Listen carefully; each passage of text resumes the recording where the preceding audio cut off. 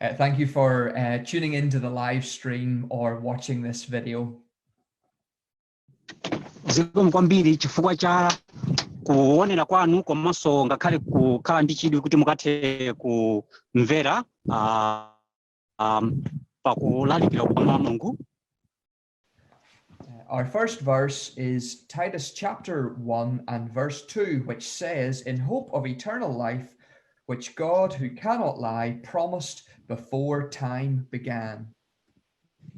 Verse yathu yoyamba ndi Tito chapter chake cha 1 ndi ndime ya 2 pamene akunena kuti nchiyembekezo cha moyo wosatha umene Mulungu wosanamayo analonjeza zisanayambe nthawi zosayamba. Our second verse is Titus chapter 2 and verse 13, which says, "Looking for that blessed hope and the glorious appearing of our great God and Savior, Jesus Christ."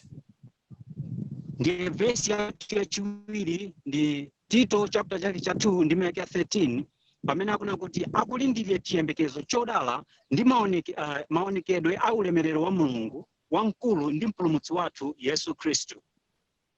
And finally, from chapter 3 and verse 7, which says, "Having been justified by his grace, we should become heirs according to the hope of eternal life." Ndiyetu verse lomaliza ndi Tito chapter chake cha 3 ndipo ndime yake ndi ya 7 pamene akuti kuti poyesedwa olungama ndi chisomo cha iyetu tikayesedwe olowa nyumba monga mwa chiyembekezo cha moyo wosatha. We have read 3 verses from the Word of God which speak about the subject of hope. Ifetu tawerengatu mavesi atatu kuchokera mawu a Mulungu amenetu akulankhulatu za chiyembekezo. Currently, we live in a world without a lot of hope. Inu mukudziwa kuti pompano tikukhala mu dziko limene lilibe chiyembekezo. Because of a global pandemic, many people are shut inside their homes, businesses have closed, and a lot of people have died because of this illness. Inu mukudziwa kuti chifukwa cha muliri umene watigwera pakati pathu, mabizinesi ambiri anatsekedwa komanso makampani ambiri anatsekedwa komanso manyumba ambiri atsekedwa ndipo anthu ambiri ataya miyoyo yawo chifukwa cha nthenda imeneyi. But in the middle of this crisis, the Bible tells us that we can have hope.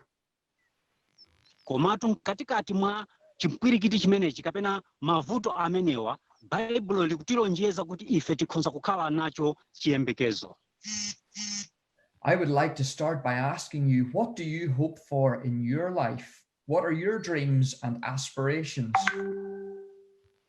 Ndikufunseni inu funso kuti kodi inu chiyembekezo chimene muli nacho pa moyo wanu ndi chotani? When the Lord Jesus was here on earth, he asked a question: "What shall it profit a man if he shall gain the whole world and lose his own soul? Or what will a man give in exchange for his soul?" Pamenetu Ambuye Yesu Khristu anali pa dziko lapansi ananena kuti kodi munthu adzapindulanji atapeza chuma chonse cha dziko lapansi ndi kutaya moyo wake mzimu wake, kapena munthu adzasinthana chiyani ndi moyo wake? Many people hope to become rich or famous, to have a powerful position in their job. Anthu ambiri amakhalatu ndi chiyembekezo choti akhale anthu otchuka kapena akhale ndi malo abwino pa kuntchito kwawo komanso ulemu wabwino. But the Lord Jesus was telling us that we need to think about what will happen after this life is over. Koma Ambuye Yesu Khristu amatiuza ife kuti tiyenera kuganizira moza mabwinobwino kuti kodi chimene chingadzachitike ndi chiyani moyo uno utafika kumapeto. Even if we were to achieve every goal and every hope that we have, what good would that do us if our souls were to be lost for all of eternity? Ngakhaletu ifetu titakhala ndi chinthu china chilichonse chimene nchofunikira, kodi chiyembekezo chimene tikhoza kukhala nacho ndi cha mtundu wanji ngati patakhala kuti pamapeto pake moyo wathu mzimu wathu watayika? The Bible promises us real hope, not just something that we would like to happen, but something that is absolutely guaranteed. Baibulo limatilonjeza ife chiyembekezo chenicheni osakhala chinthu chimene tikungoganizira kuti mwina chikhoza kudzachitika, koma limatiuza chinthu chotsimikizika chimene tikhoza kukhala nacho. I want us to think about, first of all, from Titus chapter 1 and verse 2, who that hope comes from. Ine choyambirirato ndikufunatu ife tiganizetu kuchokera ku Tito chapter 1 kuti kodi chiyembekezo chimenechi chimachokera kwa ndani. The scriptures tell us that it comes from a promise given by God who cannot lie. Mawu a Mulungu amatiuzatu kuti amachokeratu kulonjezo limene linaperekedwa ndi Mulungu amene sanganame.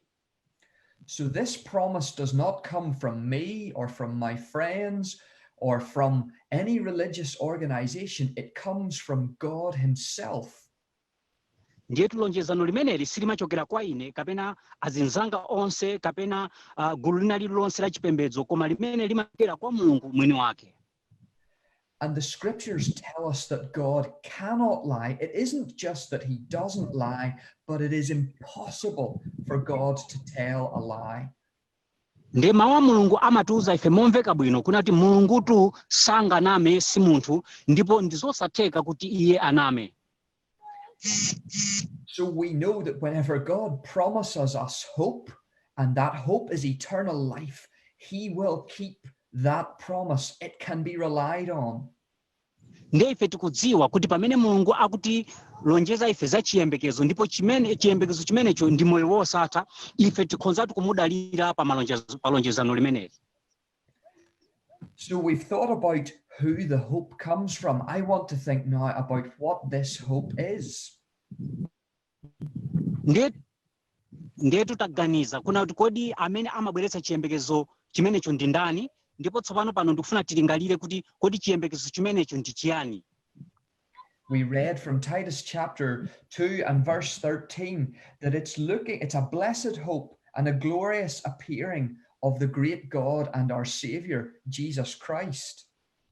Ife tutawerengatu Tito chapter 2 ndime yake ya 13 pamene akunati chiyembekezo chimenecho ndi chiyembekezo chodala kwambiri, ndipo chiyembekezo chimenecho ndikuonekera kwa ulemerero kwa mwana wa Mulungu ambuye Yesu Kristu. The scriptures tell us that this is eternal life, the very richest and fullest quality of life. Ndipo mawu a Mulungu amanena kuti umenewu ndi moyo wosatha, moyo umene ndi wapamwamba komanso moyo umene ndi wamtengo wapatali kwambiri. The scriptures tell us that someone who has eternal life can share in the divine nature. They are partakers of the divine nature. Ndiyetu mawu a Mulungu amatiuza kuti iye amene ali nawo moyo wosatha ife tikhoza kukhala ogawana naye mu mkhalidwe wake wa moyo wosathawo. But for a person who is not saved and whose sins are not forgiven, this is not a hope, but a dread. Komatu kwa munthu amene sanapulumutsidwe, amene machimo ake sanakhululukidwe, zimene zitu kuonekera kumeneko si chiyembekezo ayi, koma ndi chinthu chochititsa mantha kwambiri. A person whose sins are not forgiven and who doesn't have a right relationship with God faces eternal judgment whenever Jesus returns again.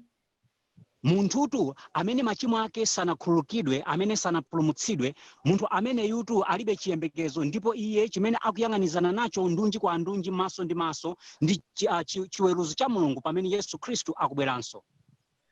We cannot bring our sinful desires into heaven, so a person who has not been saved wouldn't even enjoy being in heaven. Inu mukudziwa sitingathetu kunyamulatu kupita nazo kumwambatu zilakolako zimene za uchimozo, ndipo munthu amene ali ndi zilakolako zimene zisangapiteso kumwamba kuti akasangale nazo. But whenever a person trusts in Jesus Christ, God changes them from the inside out. Komatu pamene munthu wakhulupirira mwa Yesu Kristu, Mulungu amamusinthatu kuyambiratu mkati mwake komanso mpaka nokafikira kunja kwake. And that means they can have that hope of looking forward to a day when they will be with their Savior, Jesus Christ.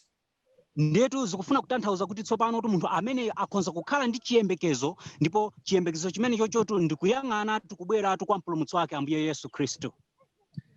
We didn't read the next verse in Titus chapter 2, but it goes on to speak about our Savior who has redeemed us from all iniquity.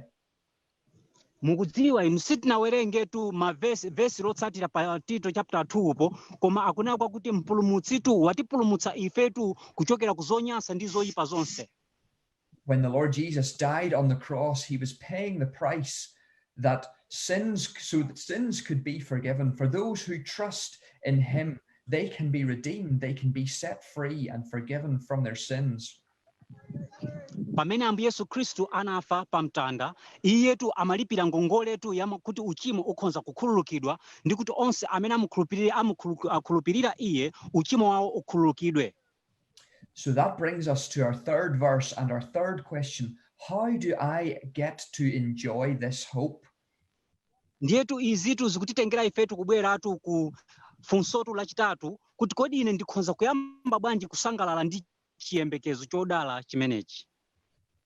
The verse tells us that we can have eternal life or that we can be justified by his grace.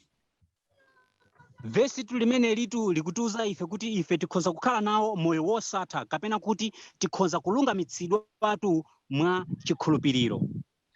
This is vitally important for us to understand. Salvation is by grace and not by works.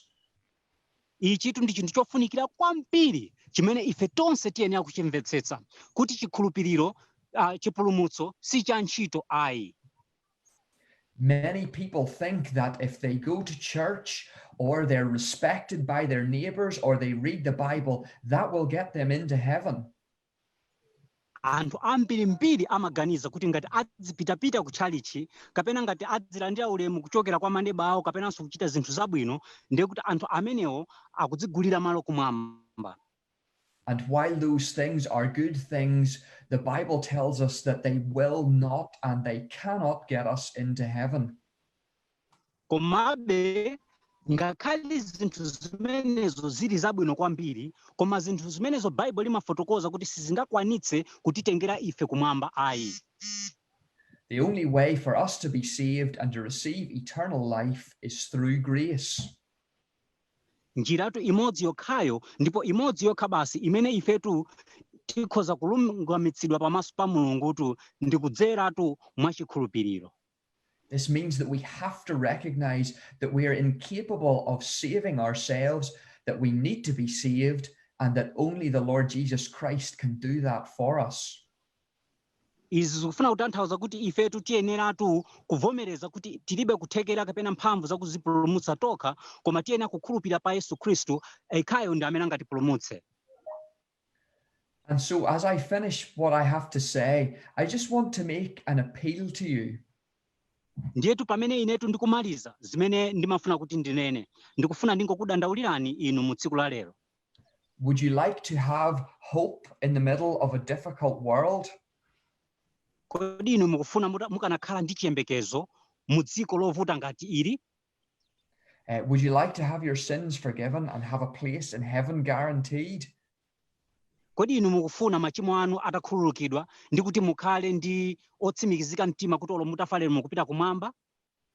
That hope, that promise, it can be yours if you are prepared to repent of your sins and trust in the Lord Jesus Christ. Chiyembekezo chimenecho komanso lonjezano limenelo likhonza kukhala lanu ngati mu tsiku la lero pamene mukumva mawu amenewa mutalapa ndi kuyika chikhulupiriro chanu pa Yesu Khristu khala mpulumutsi wanu. And may God bless you all and thank you for taking the time to listen. Ambuyetu akudalitseni inu nonse ndipo ndifuna ndikuthokozeni chifukwa chotenga nthawi yanu kukamvetsera uthenga umenewo.